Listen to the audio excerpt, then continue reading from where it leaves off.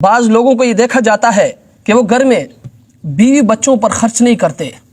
ان کے ضروری اخراجات بھی وہ پورا نہیں کرتے۔ باہر دیکھیں تو رشتہ داروں پر خرچ کرتے ہیں، دوستوں پر خرچ کرتے ہیں، پڑوسیوں پر خرچ کرتے ہیں۔ میرے بھائی، یہ درست نہیں ہے۔ آپ علیہ السلام نے فرمایا کہ تم اپنے عورتوں کے بارے میں اللہ سے ڈرو، یہ عورتیں تمہاری مددگار ہیں، تم نے اللہ کے حکم سے ان کو حاصل کیا ہے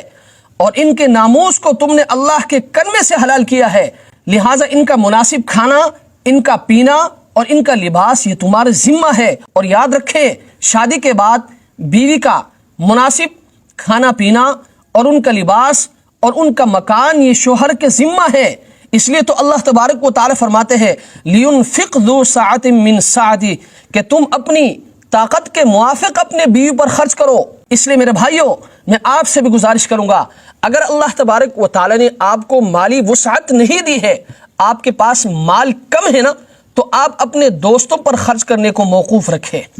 رشتہ داروں پر خرچ کرنے کو آپ موقوف رکھیں، پڑوسیوں پر خرچ کرنے کو آپ موقوف رکھیں۔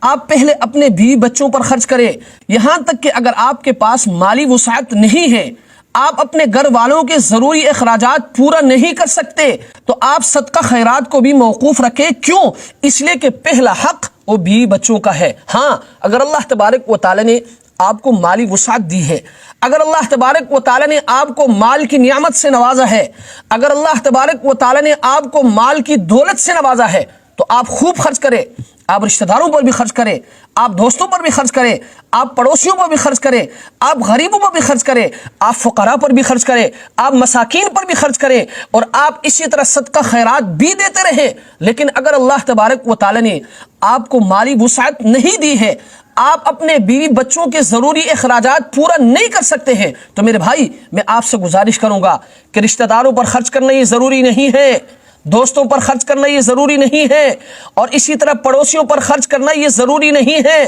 بلکہ پہلا حق وہ آپ کے بیوی بچوں کا ہے۔ ہاں، اگر آپ ان کے اخراجات کو پورا کرتے ہیں، ان کے ضروری اخراجات کو آپ پورا کرتے ہیں، تو آپ رشتہ داروں پر بھی خرچ کریں، آپ دوستوں پر بھی خرچ کریں۔